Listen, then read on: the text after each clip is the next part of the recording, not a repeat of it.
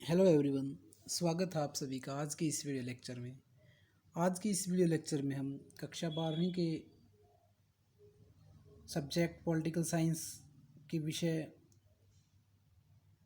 क्षेत्रीय अक्षांशाएं के बारे में पढ़ेंगे। तो आइए शुरू करते हैं इस वीडियो लेक्चर को। देखते हैं हम भारतीय राजनीति में क्षेत्रीय आकांक्षाएं क्या हैं। अलग अलग क्षेत्रों में अलग अलग मांगे कब कैसे उठी, उनका भारतीय राजनीति पर क्या प्रभाव पड़ा, ये देखते हैं हम। तो सबसे ज़्यादा जो क्षेत्रीय आकांक्षाएं बढ़ी वो 1980 के दशक में हम मान सकते हैं कि स्वायत्तता की मांग का दशक माना जा सकता है। 1980 का दशक, इस दौर में देश के कई हिस्सों में स्वायत्तता की मांग उठी थी, जैसे असम, पंजाब, मिजोरम, जम्मू कश्मीर में क्षेत्रीय आकांक्षाओं ने सर उठाया और सरकार को बड़े जतन से इनका समझौता करना पड़ा। अलगाववादी आंदोलनों के साथ देश में भाषा के आधार पर भी राज्यों के गठन की मांग को लेकर आंदोलन चले। अलगाववादी आंदोलन से क्या अभिप्राय है? ऐसे आंदोलन जो किसी एक विशेष क्षेत्र में उठते हैं और वो उस क्षेत्र के व्यक्ति अपने आप को अपने देश से अलग करने की मांग करते हैं, तो ऐसे आंदोलनों को हम अलगाववादी आंदोलन कहते हैं। इसके अतिरिक्त ऐसे बहुत सारे राज्य थे जो एक विशेष क्षेत्रीय भाषा के आधार पर अपने आप को एक स्वतंत्र राज्य बनाने की मांग कर रहे थे, और इसके उदाहरण हैं आंध्र प्रदेश, कर्नाटक, महाराष्ट्र, गुजरात, पंजाब। ये सभी ऐसे आंदोलन वाले राज्य हैं जो भाषा के आधार पर अलग गठन की मांग कर रहे थे। लेकिन सबसे पहले हमारे सामने आज़ादी के तुरंत बाद जम्मू कश्मीर का मामला हमारे सामने आया था, और यह सिर्फ भारत और पाकिस्तान के बीच संघर्ष का मामला नहीं था, बल्कि कश्मीर की घाटी के लोगों की राजनीतिक आकांक्षाओं का सवाल भी इसके साथ जुड़ा हुआ था। कैसे जुड़ा हुआ था? जम्मू और कश्मीर में 3 राजनीतिक और सामाजिक क्षेत्र थे। कौन कौन से? जम्मू, कश्मीर और लद्दाख।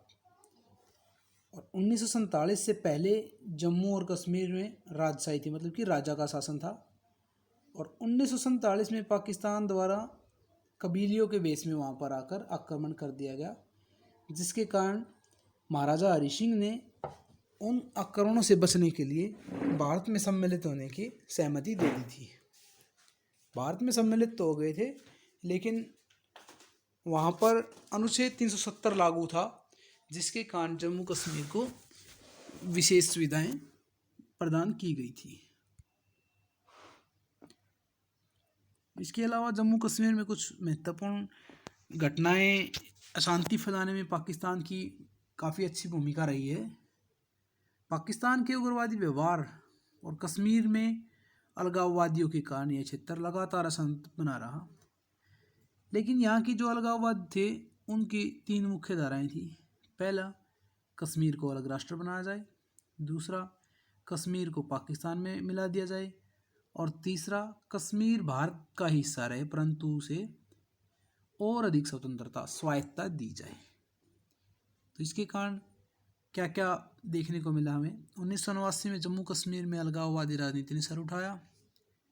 अलगाववादियों का एक तबका था, जैसे हमने पहले ऊपर पढ़ा कि कश्मीर को अलग राष्ट्र बनाना चाहता था, दूसरा उसको पाकिस्तान में मिलाना चाहता था, और तीसरे चाहते थे कि वो भारत में ही रहे लेकिन उनको अधिक स्वतंत्रता दी जाए। अब हम देखते हैं इसी कड़ी में पंजाब में जो अलगाववादी आंदोलन चले उसमें मुख्य क्या क्या घटनाएं घटी, क्या क्या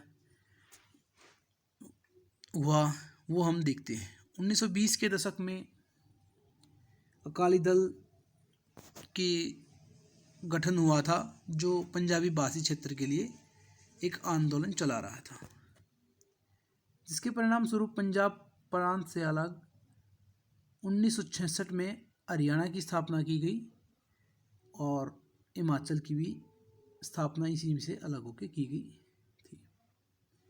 1970 के दशक में पंजाब में अकालियों के एक तबके ने स्वायत्तता की मांग उठाई।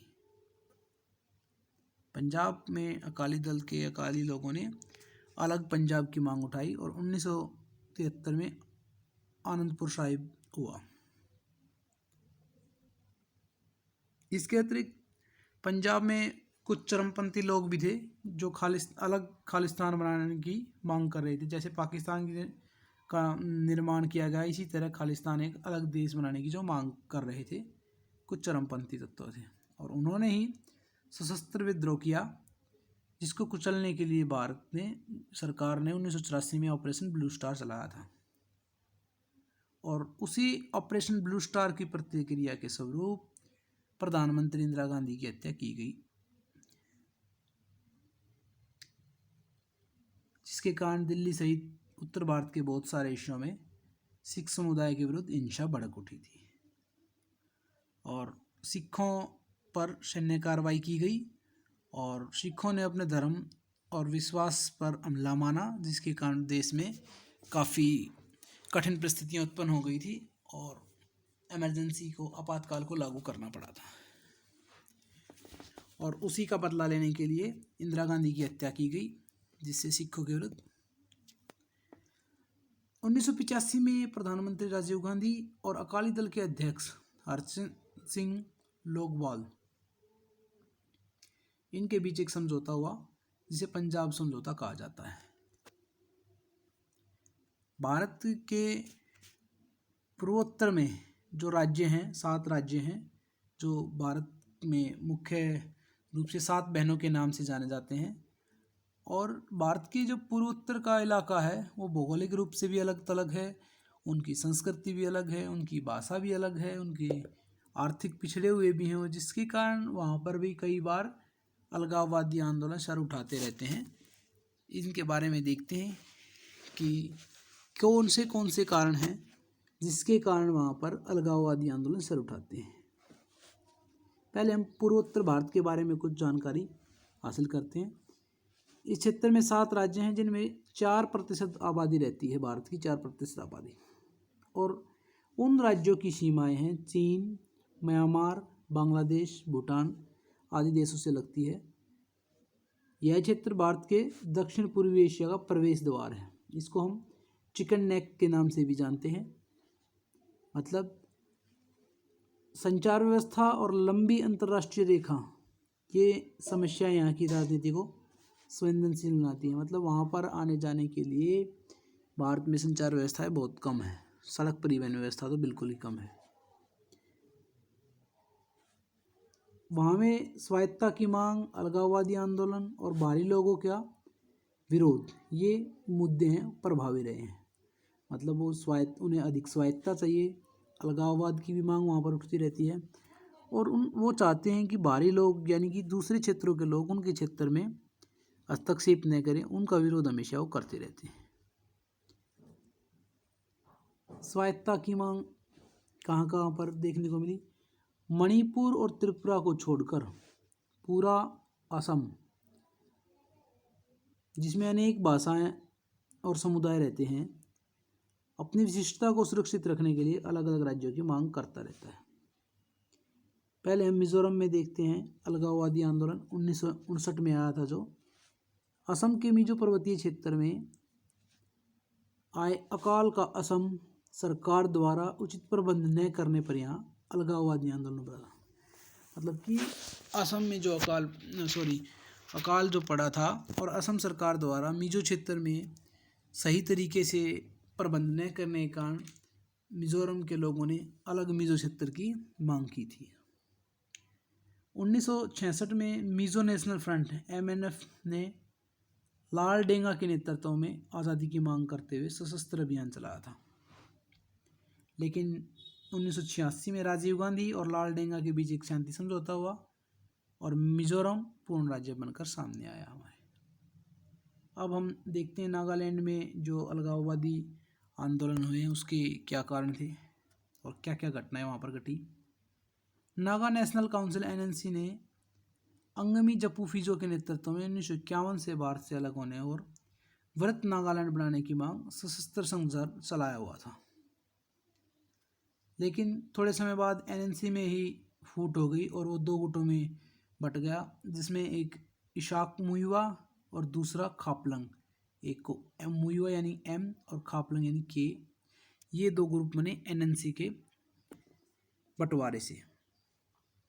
और भारत सरकार ने 2015 में एनएनसी के एम गुट से शांति की स्थापना के लिए समझौता किया, परंतु स्थायी शांति अभी बाकी है। यानी एम के साथ ही समझौता हुआ, के साथ अभी यानी खापलांग के साथ समझौता होना अभी बाकी है। तीसरा जो हमने बात की थी कि वहाँ के लोग बाहरी लोगों का विरोध करते हैं, मतलब बाहरी लोगों का कोई हस्तक्षेप नहीं चाहते हैं। पूर्वोत्तर के क्षेत्र में बांग्लादेशी घुसपैठ सबसे ज़्यादा रहती है और भारत के दूसरे प्रांतों से आए लोगों को यहाँ की जनता अपने रोजगार और संस्कृति के लिए खतरा मानती है, इसलिए वो बाहर से आए लोगों का विरोध करते रहते हैं। इसके अतिरिक्त हम देखते हैं 1979 में असम के एक छात्र संगठन आसूस ने बाहरी लोगों के विरोध में आंदोलन चलाया, जिसके परिणाम स्वरूप आसू और राजीव गांधी के बीच समझौता हुआ और 2016 के असम विधानसभा चुनाव में भी बांग्लादेशी घुसपैठ को प्रमुख मुद्दा बनाया गया था असम में। अब हम देखते हैं द्रविड़ आंदोलन, जो कि दक्षिण भारत का मुख्य आंदोलन रहा। तमिल समाज सुधारक थे ईवी रामास्वामी नायकर, जिनको पेरियार के नाम से जाना जाता है। इस आंदोलन ने उत्तर भारत के राजनीतिक, आर्थिक व सांस्कृतिक प्रभुत्व, ब्राह्मणवाद, हिंदी भाषा का विरोध तो क्षेत्रीय गौरव बढ़ाने पर जोर दिया था। इसे दूसरे दक्षिणी राज्यों में समर्थन न मिलने पर यह तमिलनाडु तक सिमट कर रह गया था। इस आंदोलन के कारण एक नए राजनीतिक दल द्रविड़ कड़गम का उदय हुआ और कुछ वर्षों बाद इसके दो टुकड़े हो गए, जिसमें डीएमके और एआईडीएमके दो दल अभी भी तमिलनाडु की राजनीति में सक्रिय हैं। सिक्किम का विलय देखते हैं हम। भारत में सिक्किम का विलय कैसे और कब हुआ।